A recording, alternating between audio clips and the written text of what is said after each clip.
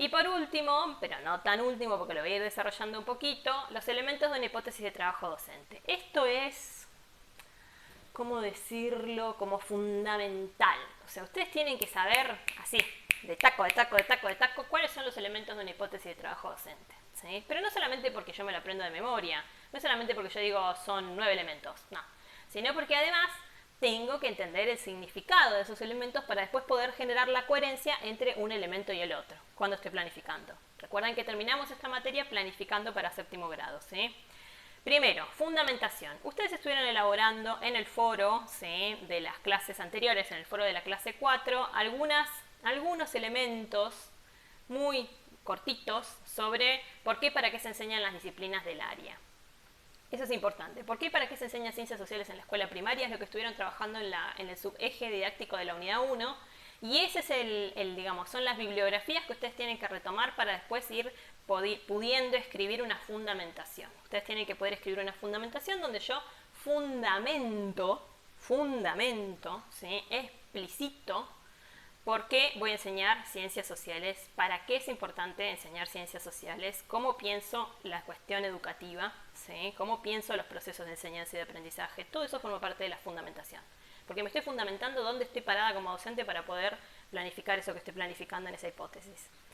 Después tiene, el segundo elemento son propósitos. Los propósitos son básicamente tener un propósito es qué voy a enseñar y para qué lo voy a enseñar. Los propósitos son muy importantes, se tienen que hacer en este orden en el que están detallados dentro de la ficha de cátedra. No puedo arrancar por los contenidos cuando no tengo claro el propósito. Si yo no tengo claro qué voy a enseñar y para qué lo voy a enseñar, difícilmente me vayan a salir los contenidos después, ¿sí?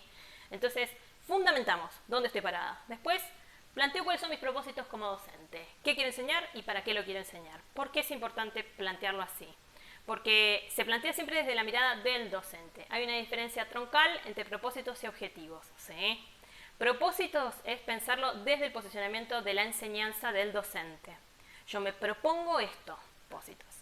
Después, esos propósitos tienen que incluirme, digamos, la diferencia que tienen con el objetivo es que el objetivo era siempre pensado en la lógica más tradicional, de la enseñanza tradicional, aquello que el alumno tiene que lograr. Como que yo estando ahí como docente, automáticamente, por hablar, por hacer este video de YouTube, ustedes automáticamente van a lograr aprender un montón de cosas de la hipótesis de trabajo docente y aprender a planificar. Y a veces pasa y a veces no. O sea, los procesos de enseñanza y aprendizaje implican como varios momentos, implican dos partes, mínimo, no necesariamente yo enseño y el otro automáticamente aprende. Entonces pensar en objetivos es pensar que yo quiero que el alumno logre esto. Y me estoy olvidando de ese posicionamiento crítico, de ese posicionamiento político-pedagógico, como decían en los foros, que como docente he tomado. Entonces, yo lo expreso como propósito, porque es lo que yo me estoy proponiendo lograr.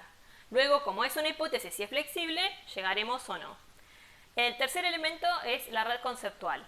La red conceptual hay que hacerla en este punto, al principio, en la primera parte de una hipótesis de trabajo, porque me permite y se plasma en esa red conceptual la selección de contenidos, ¿sí? El recorte y selección de contenidos que yo hice, del cual Moni ya les escribí algunas cuestiones en el aula virtual, en la clase, pero fundamentalmente es dentro de ese posicionamiento político-pedagógico qué es lo que yo elijo que voy a enseñar y cuáles son las relaciones que tienen entre sí, porque la enseñanza tiene que ser siempre interdisciplinaria, hasta lo vimos con los principios explicativos de las ciencias sociales, las características que tienen las ciencias sociales, tiene que ser interdisciplinaria. Entonces yo estoy enseñando y estoy enseñando siempre en correlación de una categoría con la otra, porque en la digamos, en la realidad social las categorías no están separadas, es todo una realidad compleja. Entonces, en esa complejidad de la realidad, yo tengo que tratar de enseñar todas las categorías de forma tal que quede clara la categoría en sí, pero que quede clara también y que se puedan ver las relaciones que tiene esa categoría una con otra.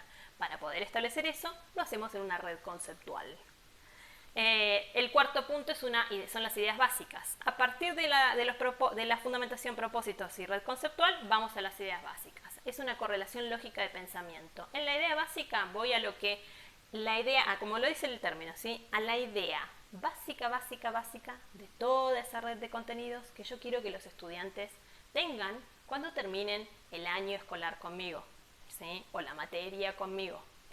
Yo al finalizar el año escolar quiero que los chicos tengan, en función de esta red conceptual, de todos estos conceptos y categorías teóricas que estoy expresando acá, quiero que les queden estas ideas básicas.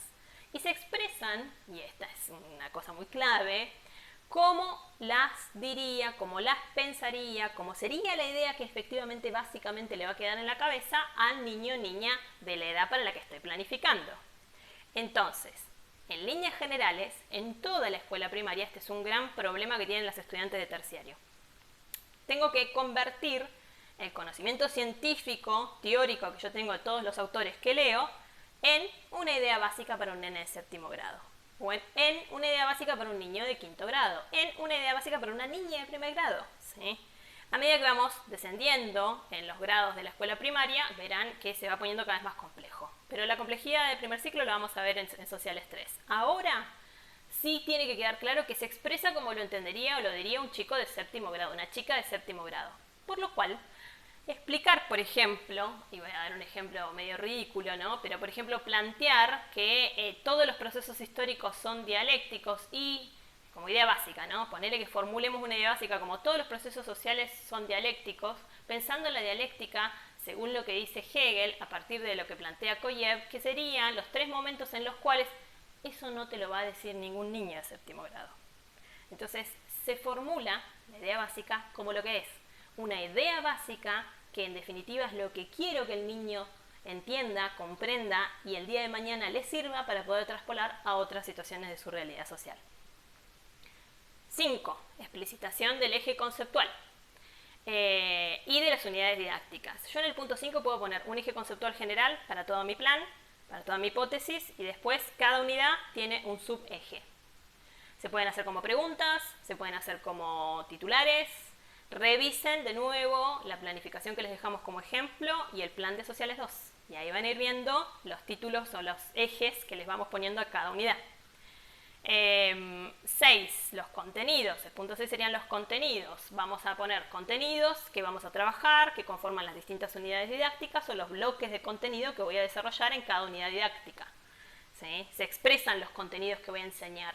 Se expresan los contenidos que voy a enseñar y tengan siempre en cuenta que tienen que ser interdisciplinarios. En este caso tiene que haber contenidos de sociología, de geografía y de historia en cada una de las unidades didácticas que voy a enseñar. No es que una unidad es geografía, la otra es historia, no. Interdisciplina en cada unidad.